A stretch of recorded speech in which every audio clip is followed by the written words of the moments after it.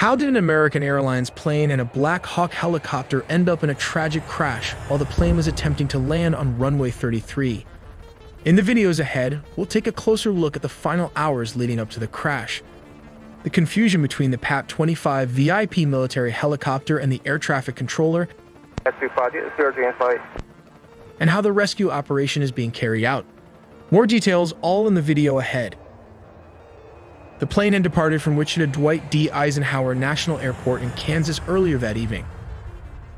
A PSA Airlines aircraft, operated under American Airlines and identified as Flight AA5342, collided midair with a military Black Hawk helicopter at approximately 9 p.m. on Wednesday, January 29, 2025. The tragic incident occurred as the plane was making its final approach toward Reagan Washington National Airport in Arlington, Virginia. American Airlines confirmed that 64 people were aboard the jet, 60 passengers and 4 crew members, while 3 soldiers were aboard the military helicopter. This plane's radio transponder stopped transmitting about 2,400 feet, which is around 730 meters short of the runway, roughly over the middle of the river. This has marked the first major U.S. commercial crash in more than 15 years. From an aerial perspective, it is evident that Flight AA5342 was approaching the airport from the south, descending over the scenic Potomac River. This area is known for its proximity to several iconic landmarks, such as the Pentagon, located nearby in Pentagon City. To the north, one can spot the striking dome of the United States Capitol building, a symbol of American democracy.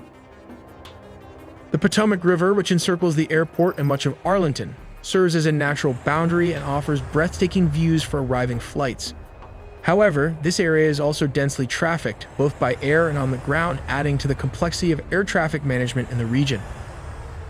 American Airlines Flight 5342, which we'll refer to as the landing flight, was on its final approach to runway 33. At this stage, called short final, the aircraft was mere moments from landing, flying at an altitude of about 400 feet. This is the most critical phase of landing, where every second counts and pilots are laser-focused on safely bringing the plane down. At the same time, an Army Black Hawk helicopter, identified as PAT-25, was reportedly on a possible training flight. It was flying perpendicular to the flight path of Flight 5342, following the course of the Potomac River. The Potomac River is a designated flight corridor for helicopters, and it's common to see aircraft like this operating in the area. The key difference between the two aircraft in this scenario was their operating rules. The Black Hawk helicopter, PAT-25, was flying under visual flight rules. This means it was required to rely on visual observation of its surroundings to avoid other aircraft. The landing Flight 5342 was operating under instrument flight rules, which give it priority over VFR flights in controlled airspace. This system assumes that VFR aircraft will actively maintain visual separation to avoid conflicts. Moments before the collision, the air traffic control tower at Ronald Reagan Washington National Airport called PAT-25 to confirm whether they had the other aircraft in sight. PAT-25 responded that they did. At first glance, this seems like an acknowledgement that they were aware of Flight 5342's presence and were taking steps to avoid it. However, it now seems likely that PAT-25 had mistakenly identified a different aircraft, possibly a departing flight from the same airport, and believed that was the other aircraft referred to by the tower. Tragically, PAT-25 may not have realized that Flight 5342 was descending directly into its path. This misidentification could have led to the Black Hawk failing to adjust its course in time to avoid a collision. Although I'm not a pilot, this is what appears to have happened based on the available information. It's a heartbreaking incident that raises questions about how such misunderstandings can occur and what safety measures can prevent them in the future. If you have more insight or expertise, please feel free to share your thoughts in the comments. The passenger plane broke into multiple pieces and sank several feet into the river. Meanwhile, the helicopter ended up landing upside down on the water. Regarding the rescue mission, the main challenge is access. The water they're working in is about 8 feet deep, which is roughly 2.5 meters.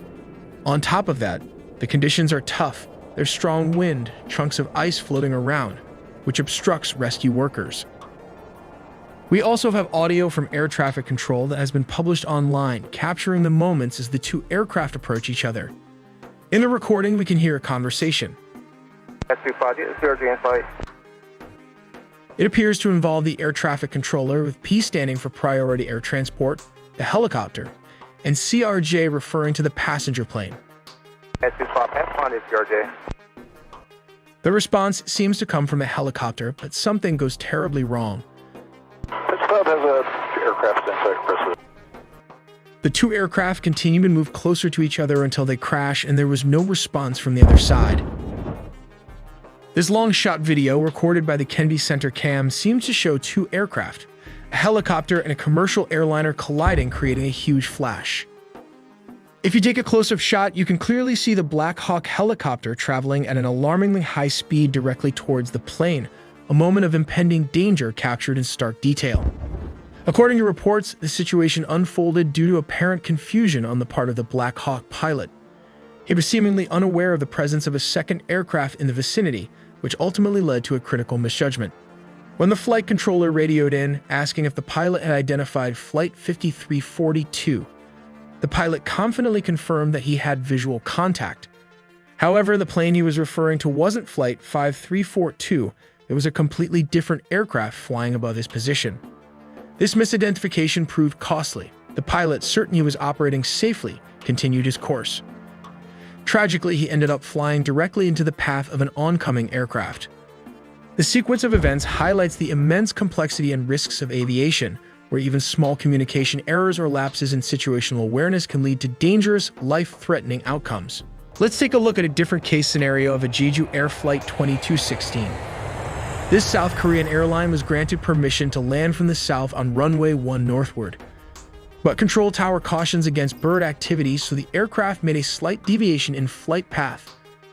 The pilot declares mayday after it hit a couple of birds, and it was instructed to make a go-around and land on runway 19 southward. It was at this moment the airplane encountered another problem with the landing gear, which did not open. Finally, the plane had to make a belly landing with what was supposedly a landing gear failure because it hit in the middle of the runway and crashed into the elevated localizer antenna and concrete, erupting into a huge fireball, while the tail section remained intact. Morning 8:57. A TC broadcasts a cautionary advisory about bird activity in the vicinity of the airport. 8:59. The pilot of Flight 7C2216 reports a bird strike, declares an emergency with repeated. This is what he said: Mayday, Mayday, Mayday calls, and notifies a TC with the message: bird strike, go around. Just 1 minute after the bird strike at 9 o'clock. The flight initiates a go-around maneuver and requests authorization to land on runway 19, which requires an approach from the opposite end of the airport's single runway, that is from the north to the south, which is not the actual landing procedure. Usually then land from the south to the north. 9:01 in the morning, a TC clears the aircraft to land on runway 19, 9:02 local time. The aircraft touches down on the runway approximately 1,200 meters, which translates to 3,940 feet from the threshold of the 2,800 meter. This is around 9,184-foot runway. 9:02 and 55 seconds later, the airport fire rescue unit completes the deployment of fire rescue equipment. 9:03 Flight 7C2216 overshoots the runway and crashes into a hill-like structure beyond the runway's end, which later on we came to know that it hit the localizer antenna and its adjacent concrete embankment. And finally, we have a missile attack plane crash. At 10:43 a.m. Kazakh time, which is Russia's Rostov Air Traffic Control Center, received a signal indicating that the crew had decided to divert the flight to Aktau due to adverse weather conditions in Baku and Makhachkala, a city in Russia's Dagestan region. At 10:53 a.m., the Rostov flight director informed Aktau's flight manager that an oxygen tank in the passenger cabin had exploded. This explosion reportedly caused passengers to lose consciousness, prompting the crew to request immediate medical assistance upon landing. Emergency teams were swiftly mobilized at Aktau Airport in preparation for the aircraft's arrival. At 11:02 a.m., the pilots made contact with Aktau Airport's air traffic control tower. Despite their efforts, the crew faced significant challenges during their descent. They attempted to land twice but were unable to maintain altitude or stabilize the aircraft. Tragically, at 11:28 a.m., contact with the crew was lost, and moments later, the plane crashed to the ground. This means the plane was hit between 10:30 to 10:53 a.m. Kazakh time by the Russian anti-air defense system. In this scenario, the plane is flying at a significantly higher altitude, rendering the cannons ineffective. Consequently, the system opts to deploy a missile as the optimal weapon for engagement. The missile is launched vertically from its sealed canister. It uses its advanced onboard guidance system to navigate with precision towards the designated target. As the missile approaches, its onboard sensors continue to track the civilian aircraft, which in this case is tragically identified as an Azerbaijani civilian aircraft. The missile carries a 25-kilogram high-explosive warhead. Upon reaching the target, the warhead detonates, releasing an intense explosion. The explosion occurs near the side of the aircraft, causing catastrophic damage to its tail section. The resultant shrapnel penetrates the fuselage, inflicting severe internal structural damage. This devastating impact destabilizes the aircraft, leading to an uncontrollable descent. The severely damaged plane crashes near Wichita Airport, resulting in a tragic loss of life and a devastating outcome for all those on board. We make original videos from scratch, so please do subscribe and hit the notification bell for more videos.